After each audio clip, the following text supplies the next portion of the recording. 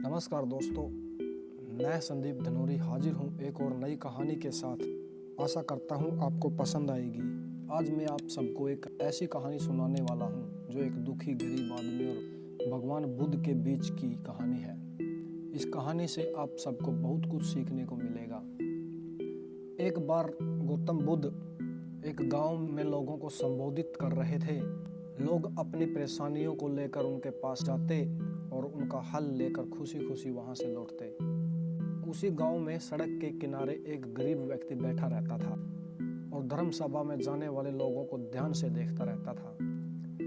उसे बड़ा आश्चर्य होता कि लोग अंदर तो बड़ा दुखी चेहरा लेकर जाते हैं, लेकिन जब वापस आते हैं प्रसन्न दिखाई देते हैं। और ये चीजें देखकर वह गरीब व्यक्ति बहुत ही आश्चर्यचकित होता। उस गरीब को लगा कि क्यों न वह भी अपनी समस्या बुद्ध के सामने रखे। मन में यह विचार लिए वह महात्मा बुद्ध के पास पहुंचा। वहां जाकर उस दुखी गरीब व्यक्ति ने देखा कि लोग पंक्ति में खड़े होकर उन्हें अपनी समस्या बता रहे थे और वह मुस्कुराते हुए सबकी समस्या हल कर रहे थे। जब उसकी बारी आई तो उसने सबसे पहले महात्मा बुद्ध को प्रणाम किया। उस गरीब आदमी ने कहा, भगवान, इस गांव में लगभग सभी लोग खुश हैं, समृद्ध हैं, फिर मैं ही गरीब क्यों हूँ? इस पर भगवान बुद्ध मुस्कुराते हुए कहते हैं, तुम गरीब और निर्धन इसलिए हो क्योंकि तुमने आज तक किसी को कुछ नहीं दिया। आश्चर्यचकित होकर गरीब व्यक्ति बोला, भगवान, मेरे पास भला दूसरों को देने के लिए क्या होगा? मेरा तो खुद का गुजारा बहुत मुश्किल से हो पाता है। लोगों से भीख मांगकर मैं अपना पेट भरता हूँ।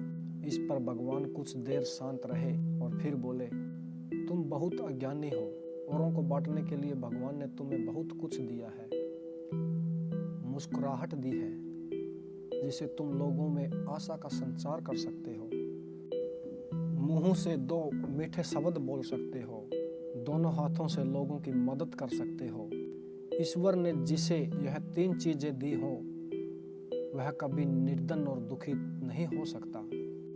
निर्धनता का विचार आदमी के मन में होता है और यह एक भ्रम है, इसे निकाल दो। यह सुनकर उस आदमी का चेहरा चमक उठा। तो दोस्तों, यह कहानी हमें यह सीख देती है कि दुखी और गरीब होना एक भ्रम है, न कि वास्तविकता। जैसा सोच रखते हैं हम वैसा ही बन जाते हैं। अगर इस कहानी से आपको कुछ सीख मिली हो, कोई प्रेरणा मिली हो, तो नीचे कमेंट करके अपना विचार जरूर हमें बताएं। फिर मिलेंगे किसी नई कहानी के साथ। तब तक के लिए आप सभी को नमस्कार।